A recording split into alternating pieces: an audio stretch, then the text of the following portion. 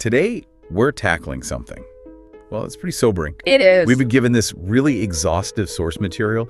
It's a huge multidisciplinary research project that classified, get this, 31 distinct challenges that American teenagers are facing right now. Yeah. And they're all organized across 11 different categories. And this isn't just, another online poll. It's framed as an intellectual roadmap. It catalogs the sheer complexity of the pressure on this generation. Right. So our mission today, and for you listening, is to really move past the headlines and get a systematic look at what's actually going on.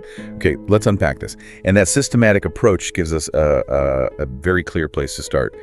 The sources explicitly flag one area as, and I'm quoting here, the most severe and impactful. We're talking about the deep internal stuff. The existential and psychological change. And that's where we have to start. It's like the engine room of the whole crisis. It tells us the biggest struggles aren't necessarily external, but this inner crisis of meaning. So if we don't get that part right first, we misunderstand everything that follows. Exactly. Okay. So let's look at what's actually listed under this most severe category. I mean, the weight of it is, it's a lot. Why? It starts with, the clinical conditions you might expect, depression, generalized and social anxiety, mood disorders. Adjustment disorders. Right. And then it gets into the really life-threatening side of things, like suicidal ideation, suicidal behaviors, and self-harm. And that's sort of the baseline, right? The measurable mental illness. But the part that's truly alarming is the philosophical core, the research found. Which is? The crisis of meaning and existential emptiness. That sounds incredibly heavy for a teenager. What does the research say that even means? They define it as a profound loss of purpose. It shows up as, feelings of futility, hopelessness, even early signs of nihilism. Wow. You see this diminished motivation, not just for, getting good grades, but for life itself. The core question shifts from how do I succeed to why should I even bother trying? That's a staggering foundation to build a life on. And it's happening alongside another major issue they list, psychological isolation and profound loneliness. Yes. Now, I have to ask, is this truly profound loneliness? Or are we just, putting a clinical label on the normal, sometimes uncomfortable process of a teenager pulling away? That's a really critical question. But the research suggests it really is the former. It's a distinct phenomenon. Yeah. Loneliness despite constant connectivity. So it's not about being alone. Not at all. It's about being profoundly isolated inside their own social networks. The findings point to a weakening of authentic emotional bonds. They're just surrounded by digital noise, but lack that genuine, deep connection. It's a silent withdrawal. Hidden in plain sight. Exactly. So all that digital communication, the quantity of it, is completely failing to replace the quality of real intimacy. It is. And if you're dealing with that internal emptiness and you don't have authentic connections, it immediately forces us to look at how they even define themselves. That instability leads right into the challenges of identity. Which we see right here in the findings on the personal identity crisis. Yeah. The research talks about confusion around self-identity, a real difficulty in just defining the self. Fragmentation. Fragmentation across all their different social roles, yeah. They're building an identity on, external validation loops instead of any kind of internal conviction. And that's made even worse by what they call moral and value confusion. Oh, massively. The sources note this collision of conflicting value systems. There's a lack of clear moral reference points. Moral relativism is everywhere. So no internal anchor, no stable external guide. Your identity becomes incredibly fluid and, frankly, very susceptible to whatever trend is demanding attention that day. So let's follow that. A generation struggling with no purpose, a fragmented self, and they're trying to navigate all of this inside the digital world. Here's where it gets really interesting. The digital and technological challenges. This is a force that mediates everything else. It really is. The research is so clear on this. Technology isn't just a tool for this generation. It's the architecture of their stress. Okay, so let's look at the psychological impacts of social media. We see a toxic cycle. Right. A completely toxic cycle. It starts with relentless social comparison, Which then fuels a distorted self-image. which leads to this compulsive chase for validation and approval. And all of this is happening under the constant threat of cyberbullying. It's a performance trap. And that trap demands you're always on, which leads straight to digital addiction. Yep. And the sources get specific here. It's not just smartphone addiction or gaming. They pinpoint an addiction to short-form digital content. That constant rapid dopamine loop. Exactly. And it fundamentally rewires their self-control. It leads to poor time regulation, a genuine inability to just sit with boredom, or discomfort. And if you're living in that kind of fast-paced, curated world all the time, the research shows you get a distorted perception of reality. Yes. How distorted are we talking? The boundaries just blur between the physical world and the digital one. This can lead to exaggerating perceived risks in the real world. Making real life seem scarier than it is. Right, and it makes them highly susceptible to misinformation online. I mean, if your truth is relative, then reality itself is negotiable, and that makes decision-making almost impossible. That blurring of reality and the addiction to that constant, rapid stimulus, it brings us to a huge structural consequence, cognitive and educational challenges. And for anyone focused on how young people learn, this is the essential takeaway, the decline in deep cognitive skills. This is a massive finding. It's the physical manifestation of these digital habits. The documented symptoms are a sharply reduced attention span. I think we all feel that a bit. We do, but this is on another level. A measurable weakening of critical thinking skills and a genuine difficulty sustaining prolonged reading and analytical tasks.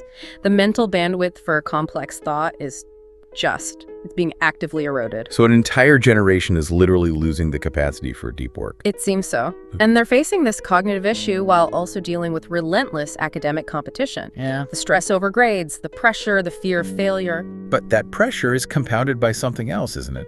An almost universal loss of trust in the educational system itself. Yes. Why would you bother with deep thinking if, as the research finds, adolescents doubt the value and the economic return of that education? They just feel like the effort isn't rewarded. Not adequately, no. And that leads to this profound sense of disengagement. So if we connect this to the bigger picture, if we follow this thread, right? Internal emptiness drives digital addiction. Which then leads to cognitive decline. You can see how those problems just ripple out into their relationships and even their physical health. Let's start with those social and relational challenges. The report lists bullying in all its forms. All of them. School-based, cyberbullying, and social discrimination. They're all operating at the same time as threats to their safety and self-esteem. And look at how that digital architecture hits something as basic as human interaction. The research highlights a profound weakness in real-world communication skills. It makes perfect sense. So much of their interaction is mediated by screens, so they struggle to express emotions directly.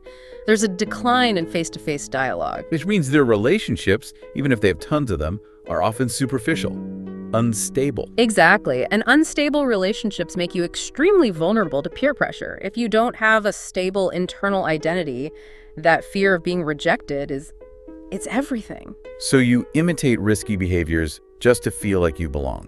And that's the mechanism. That takes us directly into risk behaviors. We see substance use, of course, alcohol, the widespread vaping, illicit drugs. Right. But we shouldn't see these as just random bad choices. They're often the predictable result of that inner crisis we started with. They're coping mechanisms. Self-medication. Self-medication, or sometimes just an expression of that same nihilism. It's the ultimate escape hatch from all that pressure. And that pressure also shows up as self-regulation disorders. This connects perfectly back to that short-form content addiction, doesn't it? A direct line. Poor delay of gratification. Real difficulty controlling strong emotions and impulses. If your brain is trained to expect an instant reward, managing real-world stress becomes impossible. And there's a physical cost. A huge one. The sources cite serious physical health challenges, pervasive sleep disorders, chronic sleep deprivation, disruption of the circadian rhythm. Because the stress and the screens just make downtime impossible. Impossible. We also see the rise of obesity and eating disorders driven by emotional eating and body image issues that link right back to social media comparison. The body is just physically manifesting the stress of the mind. It is. Okay, finally in this section, the home environment. Family-related challenges. We've got the classic generational gap. But it's amplified now. Weak mutual understanding, communication difficulties between parents and teens who grew up in just radically different worlds, technologically and culturally. And that distance, that gap, it gets filled with anxiety, what the source calls family pressure. And that can go two ways, right? It can be unrealistic expectations and excessive control, or the complete opposite, emotional neglect. Either way, the family, which should be the one stable system, just becomes another source of anxiety. Pushing the adolescent right back toward those external, usually digital, coping mechanisms. So now we need to broaden our focus. We've hit the internal crisis, the digital world, the relational fallout. But teenagers exist within a much larger system. Right. Let's look at the structural and societal challenges. This is where we get to the macro pressures. It starts with socioeconomic inequality. The research points to the very real presence of opportunity gaps, poverty, social marginalization. These aren't character flaws, they're systemic roadblocks. Exactly, and they make the path to success feel completely inaccessible no matter how hard you work. And these systemic problems, they feed into one of the most concerning findings, which we have to repeat here: the widespread erosion of trust in institutions. This is huge, and the skepticism is pointed everywhere, at schools, at government, at public systems. And significantly, at the future of society itself. They feel like they cannot rely on the very structures that are supposed to guide them into adulthood. And that lack of trust, it just creates a climate of fear. That's what we see in the findings on safety and societal fear challenges. Yes, the source details a pervasive fear of violence, specifically school violence, gun-related incidents, and just this chronic low-level feeling of insecurity. If you don't trust the systems to protect you, every environment feels hostile. It does. And when hostility is normalized, you see the danger of early contact with the legal and disciplinary system. Harsh school discipline, early behavioral records, labeling. A system you're already skeptical of quickly becomes punitive. Which makes the skepticism a self-fulfilling prophecy. And all of this, the inequality, the lack of trust, the chronic fear, it all converges on the final category: future-oriented challenges. Which creates this crushing anxiety about the economic future. Teenagers are worried about the rising cost of education, about job uncertainty, about whether financial independence is even possible anymore. It's an anxiety that makes total sense. Why would you invest in a future that looks both financially impossible and structurally corrupt? Exactly. And the meta result of all these pressures converging is what the research calls delayed psychological maturity. What does that look like? It's defined as a prolonged dependence on family, underdeveloped autonomy, and life skills.